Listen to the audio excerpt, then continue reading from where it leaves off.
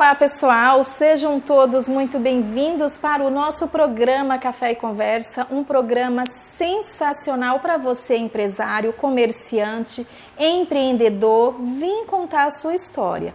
Falando em história, em segmentos, em empreendedorismo, hoje nós vamos conversar um bate-papo incrível com o Felipe e a Elisa. O Felipe, ele é da Empleia RH e a Elisa é da Estímulo Sense. Hoje vamos falar sobre gestão de RH e também sobre terapia ocupacional.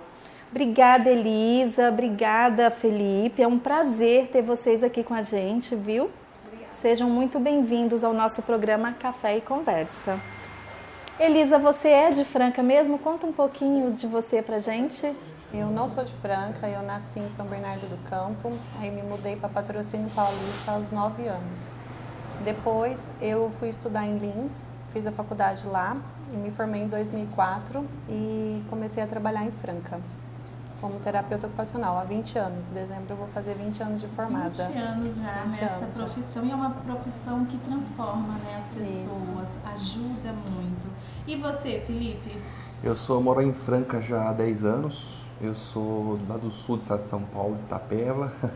Estudei em São Carlos, na Universidade Federal.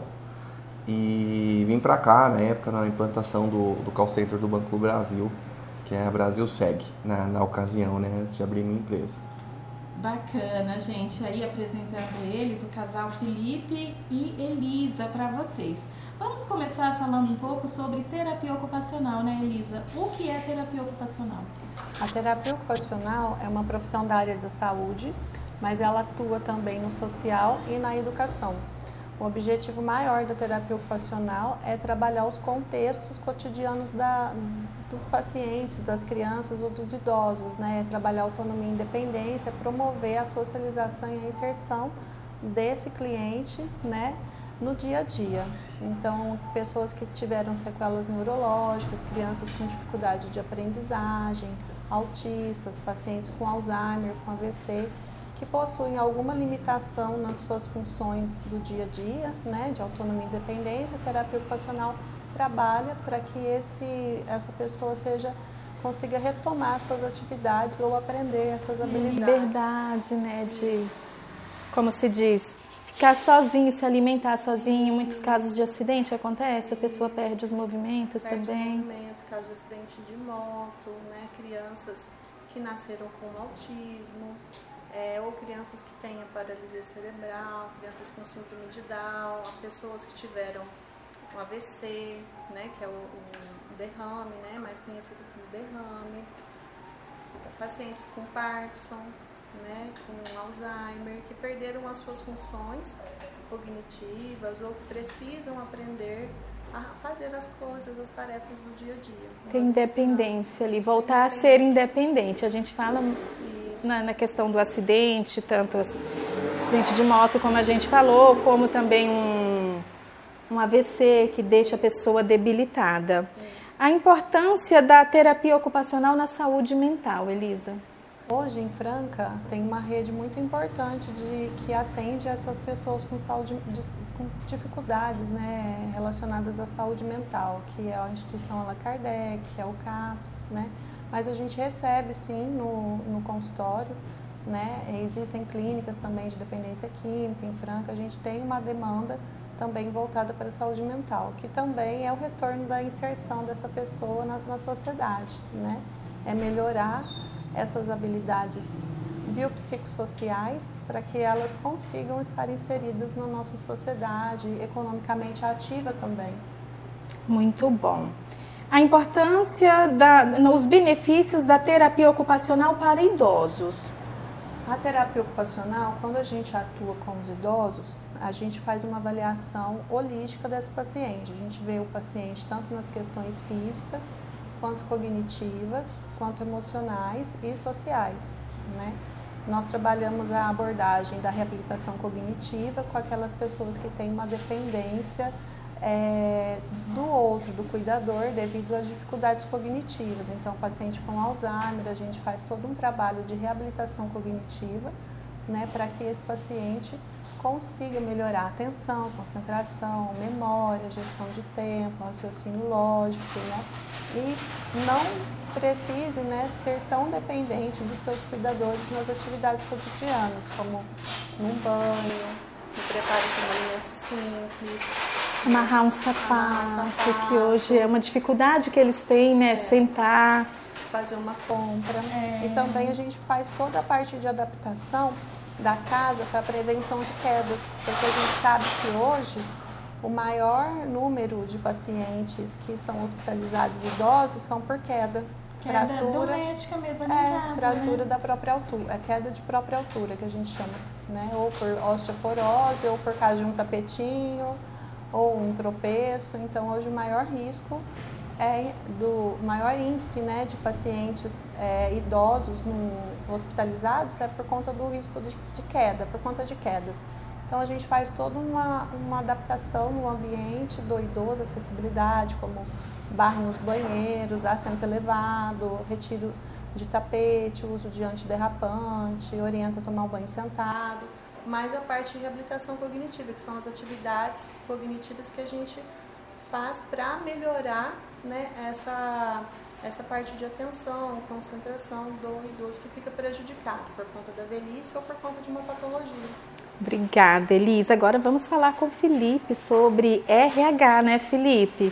Felipe, como identificar talentos potenciais? Certo. O primeiro passo é você olhar para dentro da sua organização, dentro da empresa, e você ter um mapeamento do perfil do profissional que você está buscando. Quais são as habilidades que você precisa para aquele cargo, as habilidades técnicas, comportamentais, né, que você tá buscando. A partir disso, a partir desse mapeamento que a gente chama de engenharia de cargo, é onde a gente vai conseguir identificar os talentos no mercado, né? Faz a atração desses talentos através da divulgação das vagas, né? As pessoas vão se inscrever para aquele processo seletivo, né? Em busca de um salário, em busca de uma oportunidade de crescimento, um benefício. E você, olhando para esse cargo, para essa engenharia de cargo, na entrevista você consegue identificar, né? A gente chama de entrevistas por competência, você consegue identificar esses talentos para colocar na melhor posição que você está buscando na sua empresa. Bacana demais, Felipe. Felipe, e quais as estratégias de retenção de colaboradores mais eficazes? Olha, existem várias estratégias, né? Mas a primeira delas, né, é o que a gente fala assim em RH, é a questão do reconhecimento, né? A empresa precisa ter um ambiente de reconhecimento dos colaboradores, os colaboradores que entregam, né, que tem aquele resultado que é acima da meta, né? A empresa olhar para a questão de salário e benefícios que o mercado está pagando, porque a empresa precisa estar atrativa para os candidatos. Se a empresa não tem uma atratividade, ela não consegue atrair bons talentos e com isso ela não consegue contratar bem. Então, toda essa questão da parte de gestão de pessoas, clima organizacional conta bastante também, faz com que a gente consiga atrair e reter esses talentos dentro da empresa. Bacana, Felipe. Dentro de um processo seletivo, a gente sabe que existe aquela questão da necessidade do trabalho. Existem pessoas que tentam se passar por uma situação que ele não enganar de alguma forma. Eu sei fazer, tenho experiência nessa área, eu domino, eu tenho o curso para ocupar esse cargo. Existem essas pessoas que passam, que tentam passar pelo processo seletivo dessa forma? Existe. E tem várias ferramentas para a gente trabalhar nesse tipo de situação. Se você for medir uma situação técnica de um profissional, você precisa de uma qualificação no Excel, por exemplo. O Excel, que é uma habilidade que hoje pede bastante dentro das empresas, né? Você faz até mesmo uma prova técnica, né? Uma prova onde a pessoa precisa aplicar uma fórmula. Se é um Excel intermediário, você vai colocar uma prova, de repente um PROC-V, um PROC-H, uma tabela dinâmica, que são ferramentas que são do intermediário. Naquela prova você sabe se a pessoa vai conseguir passar ou não. Ela vai ter que mostrar aquele conhecimento. Mostrar aquele talento. Isso, exatamente. E uma outra forma também, muito importante, deixar essa mensagem para os empresários, né, que estão ouvindo a gente, que estão vendo a gente, é que a entrevista por competência, você coloca a situação para o candidato e você pede para ele explicar como que ele se saiu naquela situação. Então, jogo de cintura, por exemplo. Me conte uma situação em que o cliente foi muito grosso com você, uma situação que te colocou na parede numa saia justa, e como que você se saiu. A pessoa vai ter que relembrar uma situação que ela teve e como ela se saiu. Não tem como ela criar uma situação, ela vai ter que demonstrar aquela competência, entende? Então isso a gente chama de entrevistas por competência, que é o que é de mais moderno hoje nas entrevistas comportamentais, né? Ferramentas e avaliação de desempenhos mais precisas, quais são? Olha, você precisa, assim, de novo, né, sempre um olhar muito para dentro da organização. Você precisa entender o que essa organização precisa entregar bem, né? O auxiliar administrativo, o que ele precisa fazer bem. E você define aquelas competências, né, organizacionais, você cria um ambiente onde você faz um alinhamento com os colaboradores, dizendo a eles mesmo que a empresa está avaliando aqueles comportamentos, você escreve, né? E aí você aplica uma avaliação de desempenho descomplicada, onde você entende se a pessoa está dentro, acima ou abaixo da expectativa de desempenho e de comportamento também. Você avalia os dois fatores, tanto o comportamento quanto o desempenho. A gente vê hoje em dia, Felipe, que principalmente em mercados há uma carência de atendimento de qualidade muito grande. E na maioria das vezes, conversando assim, com quem eu já conversei que lidera algum mercado, fala da falta de entendimento, da falta de liderança entre gerentes de setor e funcionários. Às vezes o próprio gerente, não gerente que eu falo, liderar um setor inteiro, ele tem uma oportunidade de aumentar ali o cargo dele, de ser promovido. Só que esse líder, ele não está preparado emocionalmente, e é onde ele acaba não levando bem os funcionários que tem ali naquele setor. E eu já vi muita reclamação que aí não gera resultado, ele não sabe liderar aquela equipe, como se diz, impor ali uma situação que ele tenha resultado. Como que o RH olha para essa situação? Certo. Existem vários pontos no que você trouxe, né?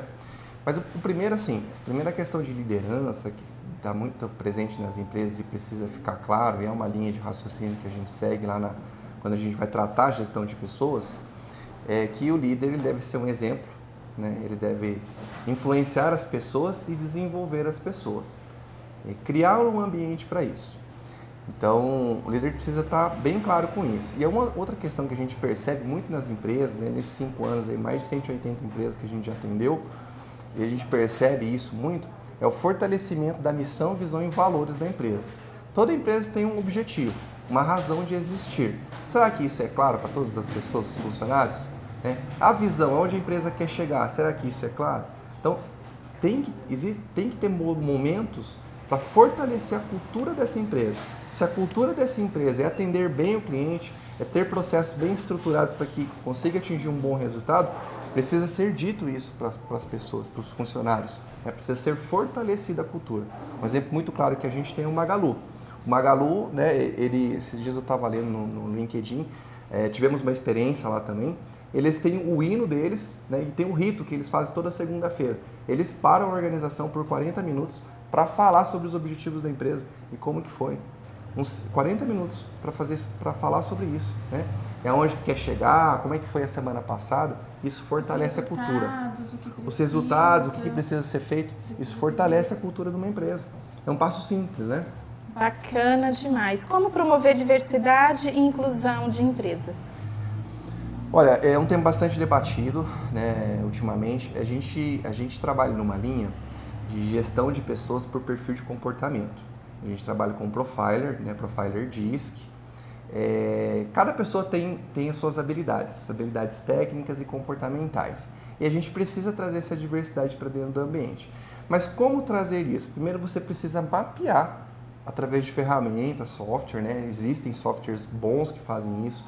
Você tem que também utilizar o seu know-how de RH para que você consiga definir esses perfis, identificar e complementar aquele setor, colocar pessoas que tenham perfis complementares, né? Seja um comunicador, uma pessoa mais executora, uma pessoa mais analista, planejador.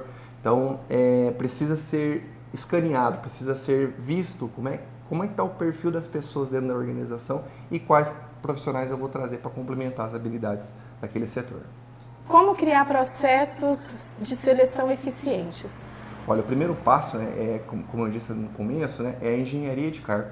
Precisa descrever bem as funções técnicas, comportamentais daquele profissional. Salário, benefícios, horário de trabalho, tudo isso. O segundo passo é a empresa divulgar bem a vaga de trabalho. A vaga de trabalho, essa mensagem é importante para todos os empresários, né? Um anúncio de vaga, ele precisa ser atrativo.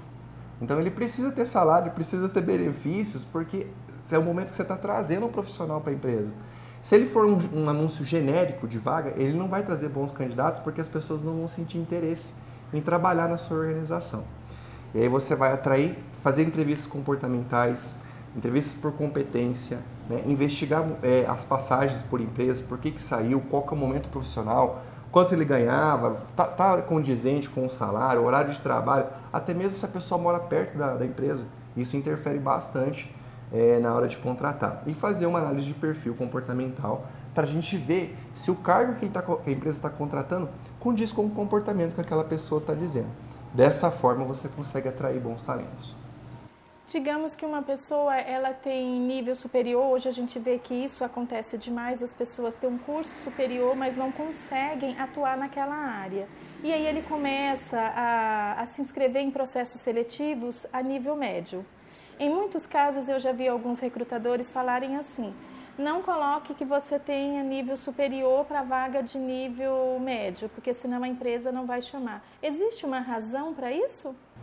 Olha, eu acho que jamais, em hipótese alguma, a gente deve ocultar as nossas competências, as nossas habilidades. A empresa tem que ter um know-how, tem que ter um RH forte, um RH que consiga enxergar o que essa pessoa vai trazer de valor para a minha empresa. E quando a gente fala de busca de trabalho para esse tipo de profissional, cada currículo, o currículo que a pessoa está se inscrevendo, o processo que ela está se inscrevendo, ele tem que estar condizente com o que a vaga está pedindo. Então, para cada vaga eu tenho que colocar um foco de currículo. Não adianta fazer um currículo e me inscrever para 200 vagas diferentes, que não vai funcionar. Tem que ter um objetivo. Tem que ter um objetivo, mas jamais esconder as habilidades acadêmicas, habilidades técnicas que o candidato tem, porque a empresa, de forma alguma, a empresa, se ela tiver um olhar de gestão de pessoas sério, ela vai chamar aquela pessoa para agregar no time dela. Bacana, muito obrigada. Agora, Elisa, o que é o método de integração sensorial? O método de integração sensorial é utilizado hoje, né, para atendimento de crianças com autismo, mas também com crianças que apresentam a desordem do processamento sensorial. O que é isso? São crianças que não conseguem modular estímulos do ambiente, como uma luz, um som, algo tátil, uma textura, não conseguem adequar isso ao próprio corpo, né, e não dá resposta adaptativa. Então, são crianças, por exemplo, que uma claridade deixa elas incomodadas a ponto delas não conseguirem executar uma demanda colocada ou na escola ou em casa, ou são crianças que têm uma alteração do sistema tátil, e são aquelas que são aversivas a texturas como tinta, massinha, tipos de roupa e etiqueta, e aquilo incomoda tanto a ponto delas não conseguirem também executar uma demanda.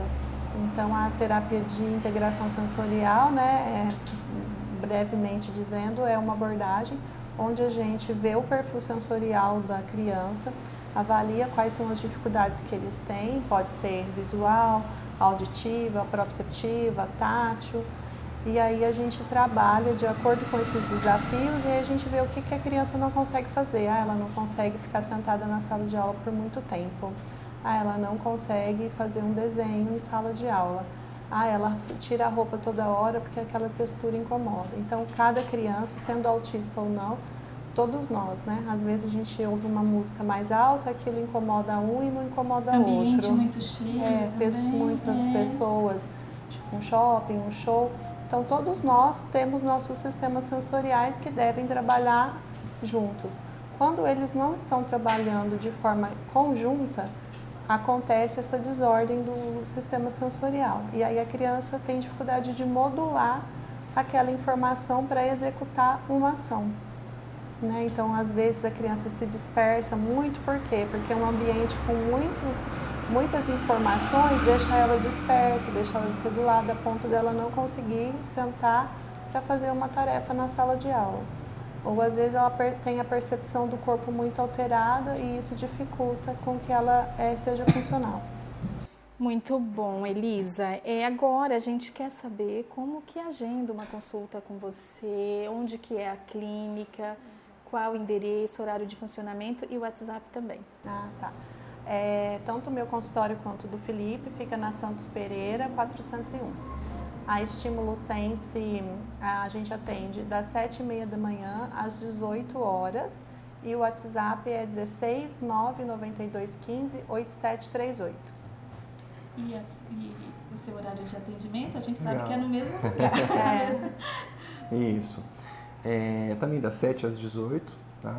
A gente trabalha com horário marcado, né?